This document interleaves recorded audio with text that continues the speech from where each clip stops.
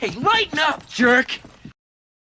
But no, but hearing that idea of like, the people that were working the land to try to kind of bring it back to what it was, it kind of reminded me of those biblical examples. They were donating their very lives and their livelihoods to this land and to this cause that they believed so strongly in. And it goes back to, I would say, the most important Jewish law/tradition from the Torah, from the Old Testament. Okay, and it comes from Deuteronomy. Ironically, it's right after the second reading of the Ten Commandments, and it comes from the Shema prayer, which most Jews will know is the 6-word prayer that says, "Hear, O Israel, the Lord is our God, the Lord is one." 6 Hebrew words, mind you, more than that in English words. And the paragraph after that completes the Shema prayer, we call it the Ve'ahavta, which means, "and you shall love," because it starts, "and you shall love the Lord your God." And in the middle of that paragraph, as I was saying, is probably the most important custom/tradition/law that has kept Judaism alive. It says, "and you shall teach them to your children." Okay? Teach your children. The them that it's referencing are technically the mitzvot, the commandments, all the traditions and laws and customs in the Torah in the Old Testament. But teaching your children and implying that you want to make it better for the next generation is probably the central point of Judaism, if there is such a thing as one central point. Okay? And so making, the world, or at least your small little piece of the world, better for the next generations is really what has, in my opinion, has kept Jews alive and is, the main center point of Judaism. And this was one of the real historical tests of that commandment in Judaism. And sure enough, the Jews answered the call and, went far and beyond what you would think would be normal human means to donate your entire lives to this, commune agrarian society to build back up the, nation of Israel, but what was then still the country of Palestine. There were no promises here that if we succeeded, that the, world governments, the League of Nations, and by the time that there was actually a vote, it was the UN, it was after World War II, would ever take a vote, let alone pass a vote, to grant by, acceptable international law, the Jews their homeland back. And yet we still did this just on the distant, hopeful promise that we would make this land and this little part of our world better for future generations. So that's why this image of Israel is powerful, I think, in addition to the historical, sense of it, and all the historical sites, which are definitely powerful too. When I went there, I felt strongly connected to those historical sites, but I also felt strongly connected just to the land, and it's almost hard to describe, especially to non-Jews. I know what you're talking about. It's both the physical and the metaphysical, idea of this land, Right. And to go back to like that first question you asked about like why Christians are so tied to,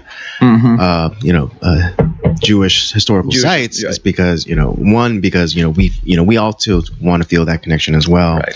But also I think, because, the New Testament, it's full of, of just details like, go talk to this guy, who was there and saw this and that, and, and go to this place and look up this person.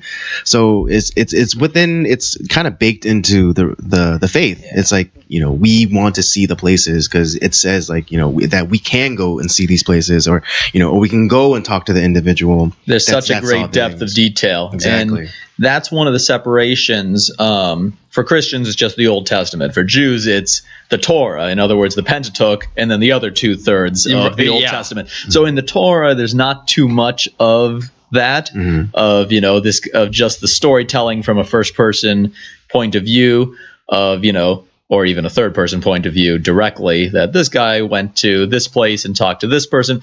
But in the other two-thirds, in the books of the prophets and as the Jews called the books of the writings, the other two-thirds of the Old Testament after the Torah, there are a lot of first-hand accounts, Judges specifically. Right, and there's also because the names of the cities are, they might not even exist anymore, or they changed over time. But they're still there, and through modern archaeology, for the most part, it wasn't hard to find out where these cities were and what they are now, because exactly like you said, because of the great detail that was throughout the Old and New Testaments. Right, and we're constantly finding new stuff through archaeology. That it's like, even like now it's like 25 years ago, people didn't think that King David existed, but then they found stuff that proved his existence, and it's like, oh, well, I guess he was a real person. It's exactly. They found the lease for his chariot. So. Yeah, right. As a matter of fact, I'm glad you mentioned that. You took the words right out of my mouth,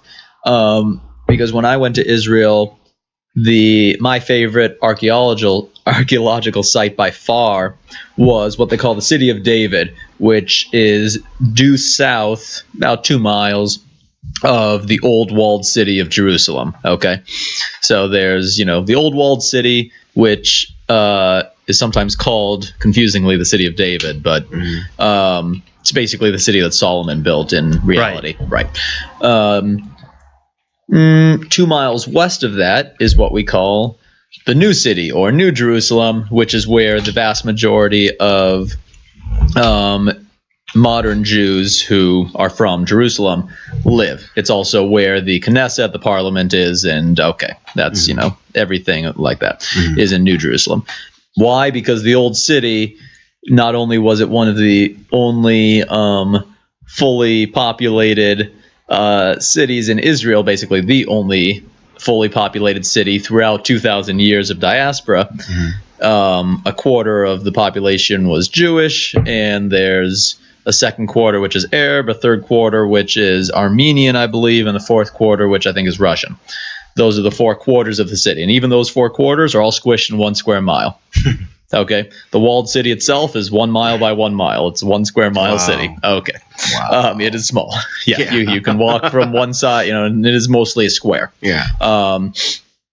And you can walk from one side to another, even when it's not a straight line. You're walking through alleys in 15 or 20 minutes, the same distance. Same time it takes an average person to walk a mile.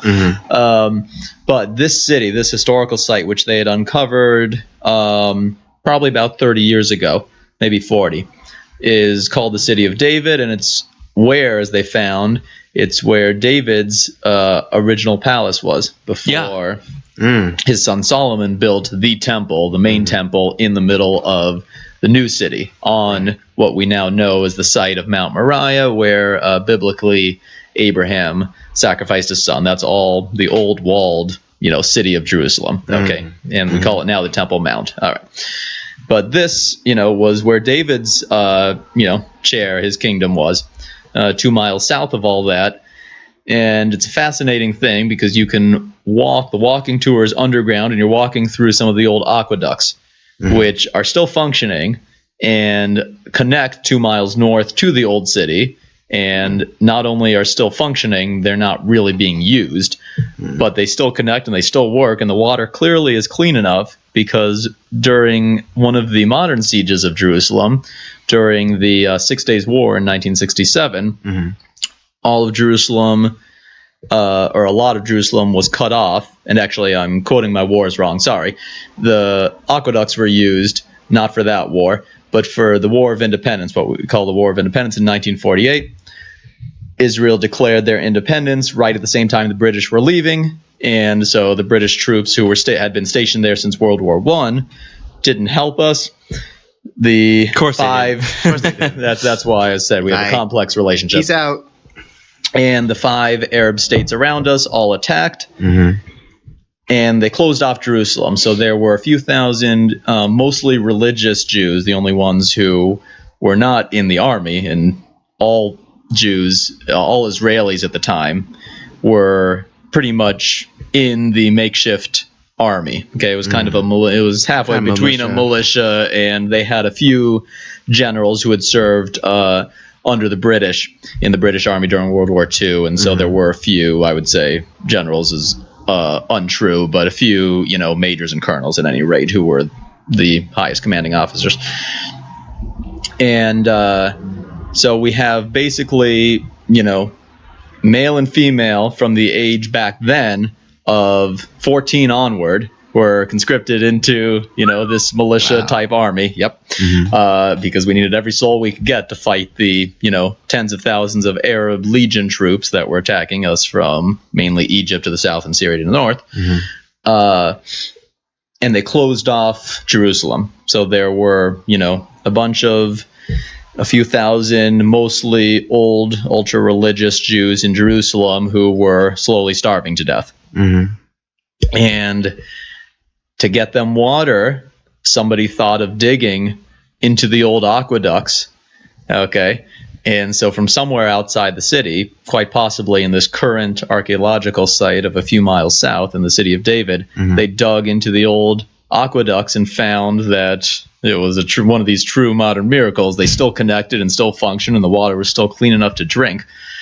And reopened the wells and connections 2 miles north into the old city, which was literally under a full siege. Right. A 1 square mile city is not hard to siege and close off from all sides.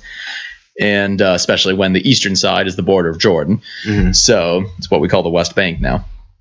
And they kept these few thousand Jews alive by, both giving them water as well as marching through the aqueducts, which we can now do. And I did personally as a part of this archaeological tour.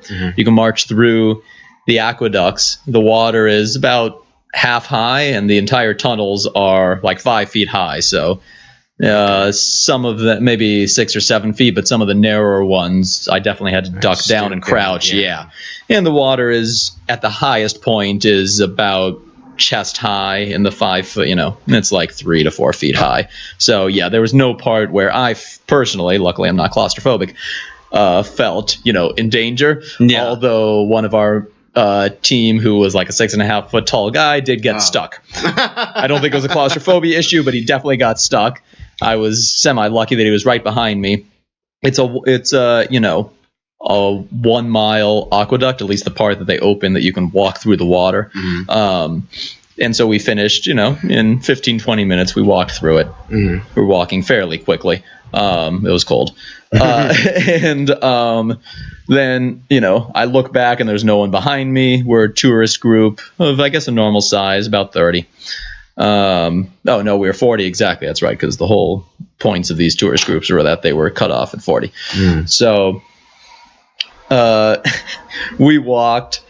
There were a handful of people ahead of me, so I was near the front. And we got out. We started chatting. We realized 5 minutes had passed, and the people behind me, and one of which was this 6.5 foot tall guy, were not coming out. 10 minutes passed, 15 minutes passed. After 15 minutes, the tour guide and I and 1 or 2 other people went, slowly backwards, which was a little bit harder of a trek because you're going against the flow of water. Right. And we saw that this guy had literally gotten stuck, and we managed to yank him. And he drowned to death. And he drowned to death. Yeah, luckily he was not so. Yeah, he was, like Die Hard with a Vengeance. He was a reasonably skilled. Right, exactly. Come to Israel. Check out the aqueducts. It'll be fun, they said. You need to be so high to ride, so tall to ride. In this case, if you are too tall of a Jew, you are not welcome because you will get stuck. So yeah, we managed. No Nephilims. Yeah, right, exactly. No Nephilims. Yeah.